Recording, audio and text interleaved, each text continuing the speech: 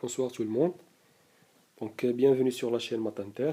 Dans cette séance, bien sûr, la séance elle est adressée aux élèves de la troisième année parcours international du collège, dans laquelle on va faire la correction d'un examen régional.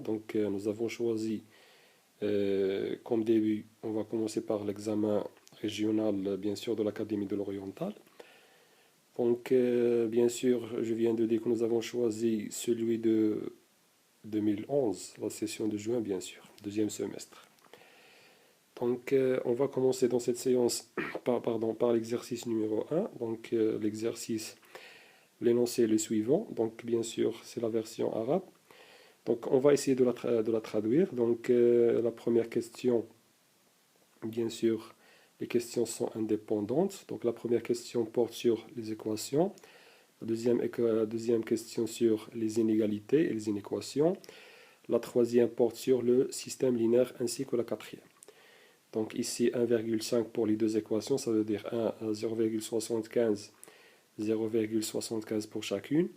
Ici on a la note totale pour l'inéquation, ici la note totale pour la vérification. On va vérifier le couple Z1, est-ce que c'est une solution pour le système oui ou non. Ils nous ont dit de vérifier, ça veut dire que c'est une solution. 1,5 pour la quatrième question. Résoudre les deux équations 3x plus 5 plus 15 est égal à 21 et 7 facteurs de x moins 2 est égal à 3 facteurs de x plus 2. Donc bien sûr, il s'agit de deux équations du premier degré à une seule inconnue. Donc ici, c'est une équation du premier degré. Donc ici, nous avons seulement x, ça veut dire x exposant 1. X exposant 2 ou bien x exposant 3 ne figure pas dans cette question. Donc il s'agit seulement des équations du premier degré à une seule inconnue. Pourquoi? Parce qu'une seule variable. Donc ici, on a seulement la variable x, ainsi dans la deuxième équation. Dans la deuxième question, on va résoudre l'inéquation. On a une équation du premier degré à une seule inconnue. La troisième, il s'agit d'un système linéaire de deux équations à deux inconnues. Ici, on a deux équations, la première équation et la deuxième équation, et ainsi on a deux inconnues, x et y. La même chose dans la question numéro 4. Donc je répète, les questions sont indépendantes, donc je peux commencer par la dernière question, je peux commencer par la troisième, je peux commencer par la deuxième question, ainsi que par la première question. Donc vous avez le choix, donc vous commencez par la question qui vous paraît facile. Dans un examen par exemple, dans l'examen, vous pouvez commencer par la question 2, la question 3 ou bien la question 4. Ce n'est pas forcément, vous ne devez pas obligatoirement respecter l'ordre des questions lorsque les questions sont indépendantes. Donc les questions sont indépendantes. Donc on va faire la correction. Donc bien sûr, on commence par la première question. Donc la première question, donc je viens de dire qu'on a deux équations à résoudre. Voilà, je vais essayer de répondre à cette question. Donc la solution, je l'ai déjà, je l'ai déjà préparée. On va la publier par la suite sur la page Facebook. Donc voilà, qu'est-ce qu'on a ici. Donc on va résoudre les deux équations. Résolvons les deux équations suivantes. Donc ici, j'ai nommé la première équation E1, 3x plus 15 est égal à 21. La deuxième équation, on l'a appelée E2. Donc pour qu'on puisse simplifier la rédaction, donc au lieu d'écrire 3x plus 15 est égal à 21 à chaque fois, donc il suffit d'écrire E1. La même chose, au lieu d'écrire 7 facteurs de x moins 2 égale 3 facteurs de x plus 2 à chaque fois, donc dans chaque phrase, donc il suffit seulement de écrire entre parenthèses E2, ça veut dire l'équation numéro 2. Donc c'est une équation du premier degré à une seule inconnue. Donc nous avons dit dans le cours que pour résoudre une équation, donc on suppose que cette équation admet une solution. Donc tout d'abord, on pose que x0 est une solution de l'équation. On suppose que l'équation admet une solution. Donc cette solution, on va l'appeler x0. Voilà, donc je vais zoomer un petit peu.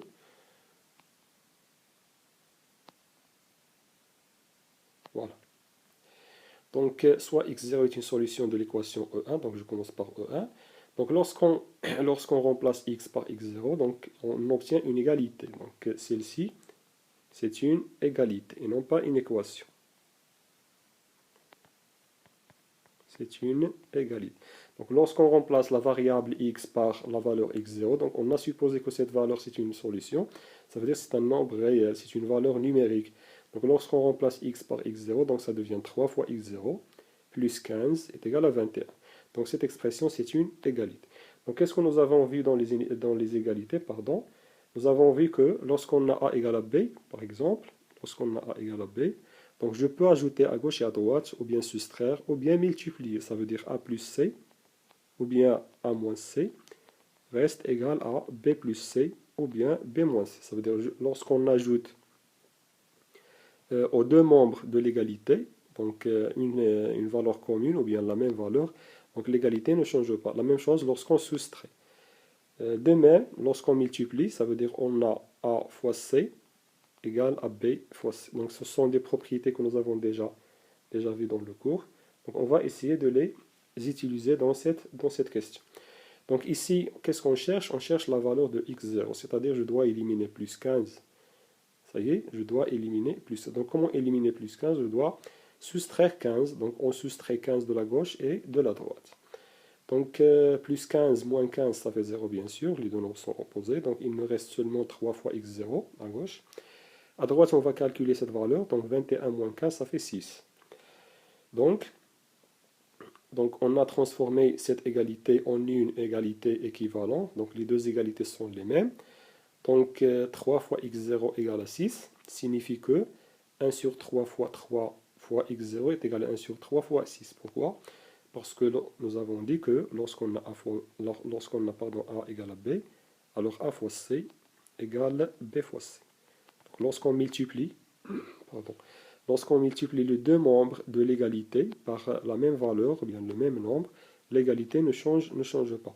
Donc 1 sur 3 fois 3, donc ça donne 1, donc 1 fois x0 c'est x0, et 1 sur 3 fois 6, donc le tiers de 6, donc on va simplifier, 6 par 3 ça donne 2.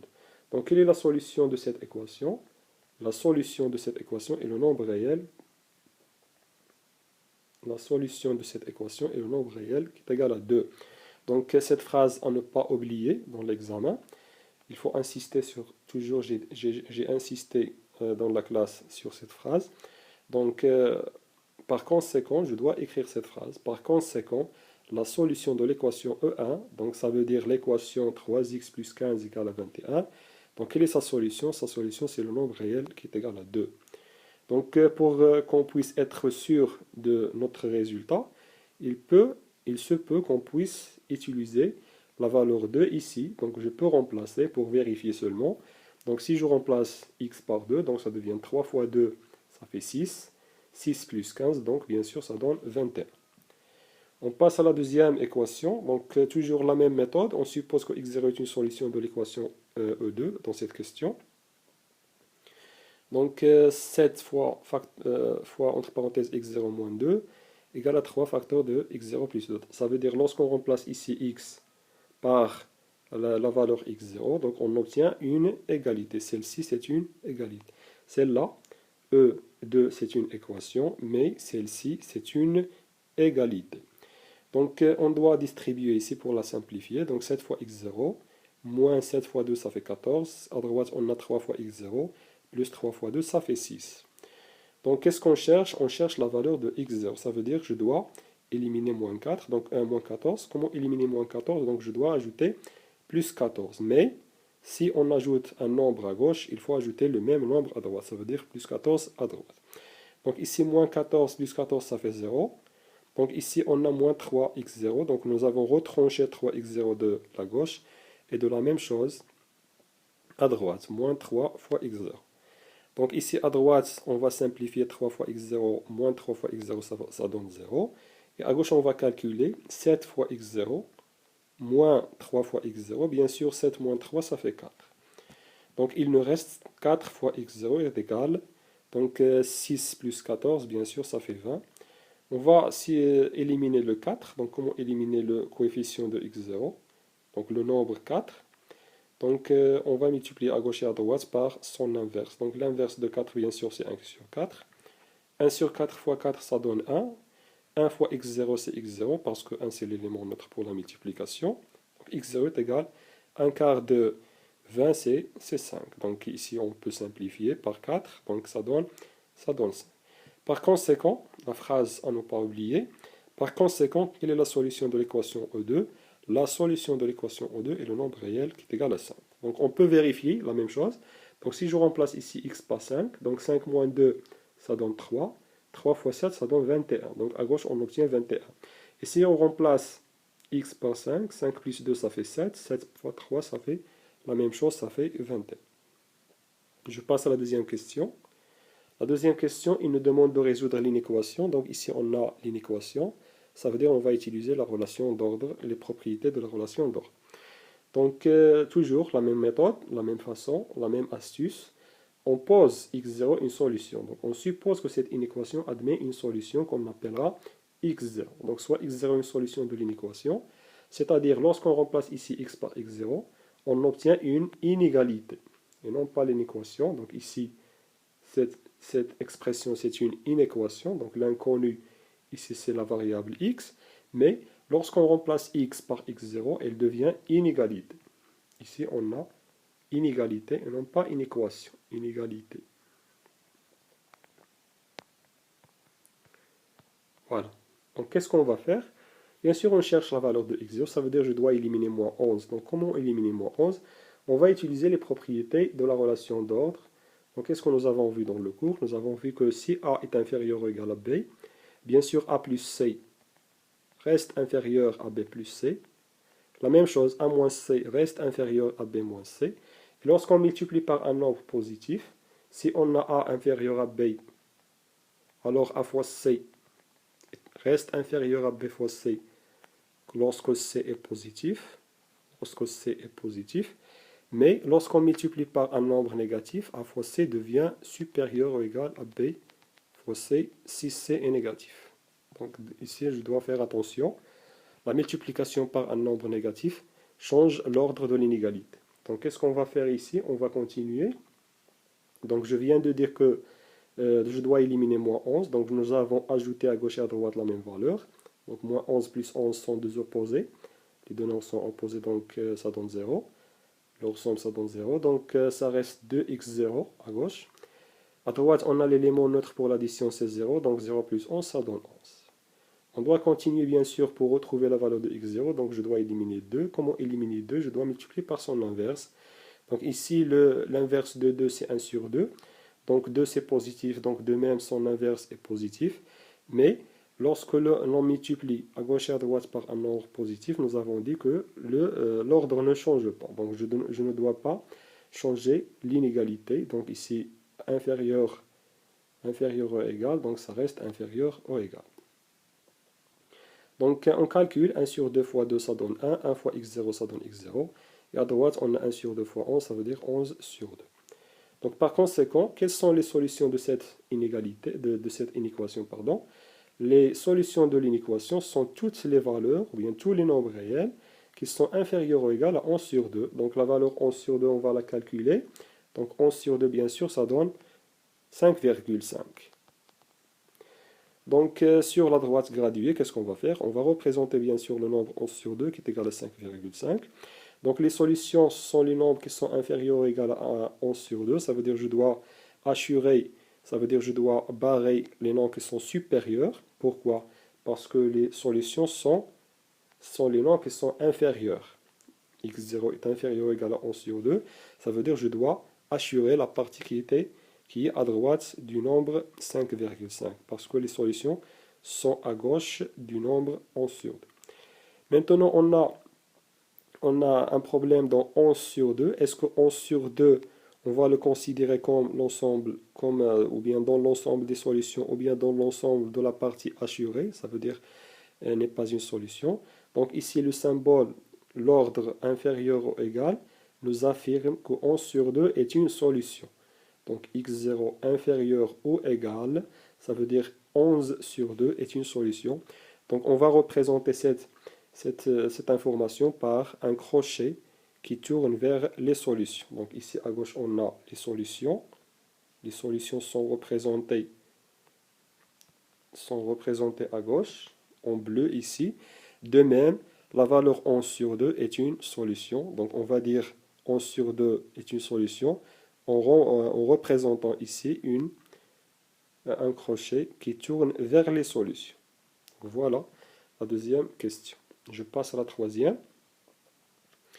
La troisième, ici on a un système linéaire bien sûr de deux équations à deux inconnus. Donc ici c'est la première équation, x moins 5y est égal à 2.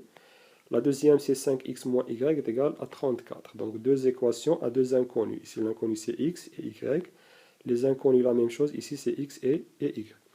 Donc il nous demande de vérifier est-ce que le couple 7,1. Donc vérifier ça veut dire que 7,1 est une solution. On va la vérifier.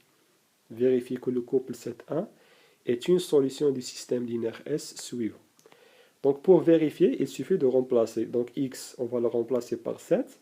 Et y, on va le remplacer par 1. Donc ici, en remplaçant x par 7. Donc voilà. Remplaçons x par 7 et y par 1 dans les deux équations E1 et E2. Donc ici, on a une parenthèse. Donc je l'ai oublié. C'est pas grave. Donc ici, on a la première équation, c'est x moins 5y est égal à 2, bien sûr. Donc on va remplacer. Est-ce que lorsqu'on remplace x par 7 et y par 1, est-ce qu'on obtient vraiment 2? Donc on va vérifier. Donc on a x moins 5y est égal à 7 moins 5 fois 1. Donc pourquoi? Tout simplement parce que x prend la valeur 7 et y prend la valeur 1. Donc 7 moins 5 fois 1. Donc ici je commence par la multiplication, l'opération prioritaire. 5 fois 1 ça fait 5, 7 moins 5 ça fait 2. Donc voilà, x moins 5y, elle est vérifiée, est égal à 2 pour le couple 7,1. Donc lorsqu'on remplace x par 7, y par 1, on obtient une égalité. Donc on remplace dans la deuxième équation 5x moins y, donc ici 5x moins y, donc on remplace x toujours par 7, y par 1, et on va vérifier est-ce qu'on obtient vraiment 34. Donc 5x moins y, ça devient 5 fois 7, donc x prend la valeur 7, moins 1, ça veut dire moins y, égale. Donc toujours on commence par la multiplication ici, on a la multiplication et la soustraction. La multiplication est prioritaire. Donc 5 fois 7 ça fait 35, 35 moins 1 ça fait 34. Donc le couple 7,1 est une solution de l'équation E2. Qu'est-ce qu'on a? On a le couple 7,1 est une solution de l'équation E1 et le couple 7,1 est une solution de l'équation E2. Ça veut dire le couple 7,1 il vérifie à la fois, il vérifie simultanément, c'est la définition de la solution d'un système linéaire. Là, on dit que le couple alpha-bêta, donc nous avons dit dans la définition, on dit que le couple alpha-bêta est une solution d'un système linéaire lorsque le couple alpha-bêta vérifie simultanément les deux équations de ce système linéaire. Ça veut dire qu'il vérifie à la fois la première et la deuxième équation. Donc c'est le cas ici, le cas du couple 7,1. Le couple 7,1, il vérifie à la fois la première et la deuxième équation.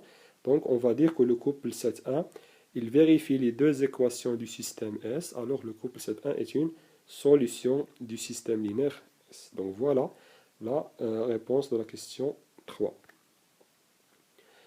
Donc maintenant dans la question 4, il nous demande de résoudre un système linéaire. Donc bien sûr vous avez trois méthodes pour résoudre un système linéaire dans le collège. Donc le niveau collège, on peut faire la résolution d'un système linéaire en utilisant trois méthodes.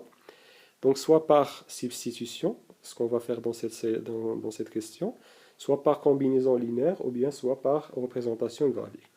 Donc quand est-ce qu'on utilise souvent la méthode par substitution?